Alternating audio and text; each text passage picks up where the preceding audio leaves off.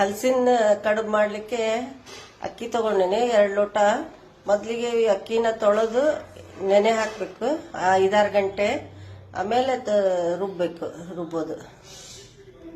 Hi friends, ಇವತ್ತು ಒಂದು ಹಲಸಿನ ಹಣ್ಣಿನ ಕಡುಬು ಮಾಡ್ತಾ ಇದ್ದೀನಿ. ಅದಕ್ಕೆ ಬೇಕಾಗೋದು ಅಕ್ಕಿ ನಿನ್ನೆ ರಾತ್ರಿನೇ ನೆನೆ ಇಟ್ಕೊಂಡಿನಿ. ಅಕ್ಕಿ ನಿನ್ನೆ ರಾತ್ರಿ ನೆನೆ ಇಟ್ಕೊಂಡು ಇವಾಗ ರುಬ್ತಾ ಇದ್ದೀನಿ.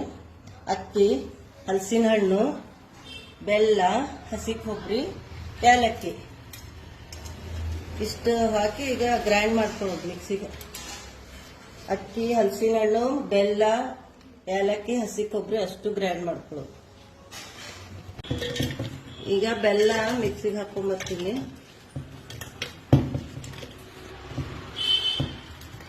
ಈಗ ಇದ್ರಲ್ಲಿ ಹಲಸಿನ ಹಣ್ಣು ಮತ್ತೆ ಹಸಿ ಕೊಬ್ಬರಿ, ಏಲಕ್ಕಿ ಎಲ್ಲ ಹಾಕಿದ್ದೀನಿ. ಈಗ ಇದನ್ನ ರುಬ್ಕೊಂಡ್ಬರ್ತೀನಿ.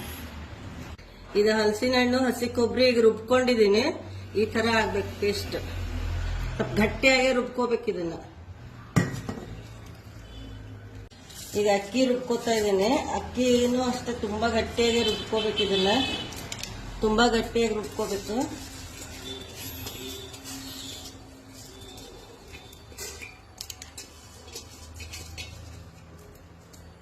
ಇದನ್ನು ಈಗ ಮಿಕ್ಸಿಗೆ ಹಾಕೊಂಡ್ಬರ್ತೀನಿ ಅಕ್ಕಿನ. ಇದು ಅಕ್ಕಿ ರುಬ್ಕೊಂಡ್ಬಂದಿದ್ದೀನಿ. ಈ ತರ ಗಟ್ಟಿ ಇರ್ಬೇಕಿದು. ನೀರ್ ಜಾಸ್ತಿ ಹಾಕ್ಬಾರ್ದು, ಗಟ್ಟಿಯಾಗೆ ರುಬ್ಕೋಬೇಕು.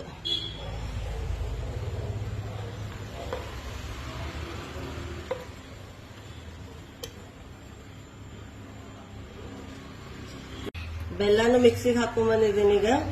ಈಗ ಅಕ್ಕಿ ಮತ್ತೆ ಹಲಸಿನ ಹಣ್ಣು, ಬೆಲ್ಲ 3 ಮಿಕ್ಸ್ ಮಾಡ್ತಾ ಇದ್ದೀನಿ. ಈಗ 3 ಚೆನ್ನಾಗಿ ಮಿಕ್ಸ್ ಮಾಡಿ ಒಂದು 15-20 ನಿಮಿಷ ಅಥವಾ ಅರ್ಧ ಗಂಟೆವರೆಗೂ ನೆನೆಯಕ್ಕೆ ಬಿಡ್ಬೇಕು.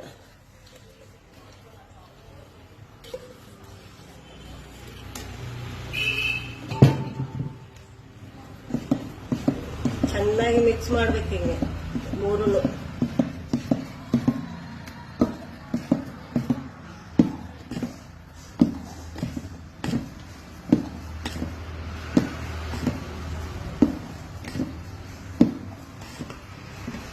ಈಗ ಇದನ್ನ ಅರ್ಧ ಗಂಟೆ ನೆನೆಯಕ್ಕೆ ಬಿಡ್ಬೇಕು.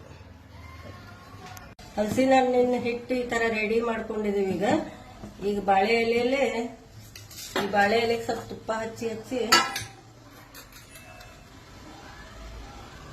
ಸ್ವಲ್ಪ ತುಪ್ಪ ಹಚ್ಕೋಬೇಕು 2 ಕಡೆನೂ ಸ್ವಲ್ಪ. ಅದ್ರ ತೆಗಿಯಕ್ಕೆ ಈಸಿ ಆಗ್ತದೆ. ತುಪ್ಪ ಹಚ್ಚಿ ಈ ತರ ಹಾಕಿ ತರ ಫೋಲ್ಡ್ ಮಾಡಿ ಇಡ್ಬೇಕು.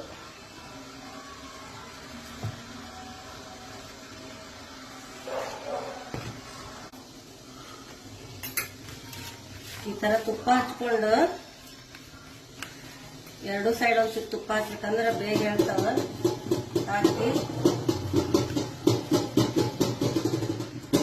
ಈ ಹಲಸಿನ ಹಣ್ಣಿನ ಕಡುಬಿನ ಹಿಟ್ಟು ಹಿಂಗೆ ಹಾಕೊಂಡು ಫೋಲ್ಡ್ ಮಾಡ್ಕೊತೀವಿ.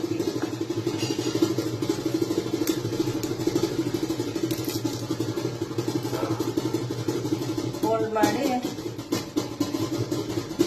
ಈ ತರ ಬಾಳೆ ಎಲೆ ಒಳಗೆ ಹಾಕಿ ಕುಕ್ಕರಲ್ಲಿ ಇಡೋದು.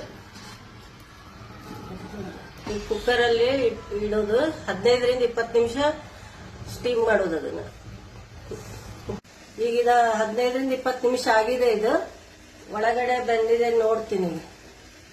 ಬಿಳಿ ಉಗ ಬರ್ತಾ ಇದೆಯಲ್ಲ, ಇದು ಆಗಿದೆ ಅಂತ ಅರ್ಥ. ಈಗ ಇದನ್ನ ತೆಗೆದು ತೋರಿಸ್ತೀನಿ ನಿಮಗೀಗ. ಒಂದು ಆಗಿದೆ ನೋಡ್ರಿ. ಇಲ್ಲಿ ಹಿಂಗ ಸ್ಪೂನಲ್ಲಿ ಹಾಕಿ ತೆಗೆದಾಗ ಇದು ಸ್ಪೂನ್ಗೆ ಏನು ಅಂಟ್ಕೋಬಾರ್ದು. ಇದಾಗಿದೆ ಅಂತ ಅರ್ಥ. ಇದಾಗಿದೆ, ತುಂಬಾ ಚೆನ್ನಾಗಿದೆ ನೋಡಿ. ಈಗ ಹಲಸಿನ ಹಣ್ಣಿನ ಕಡುಬು ಆಗಿದೆ. ಈಗ ಹಿಂಗ್ ತೆಗೆದು ಆಗಿದೆ ನೋಡಿ. ಇದು ತುಂಬಾ ಚೆನ್ನಾಗಿ ಬಂದಿದೆ.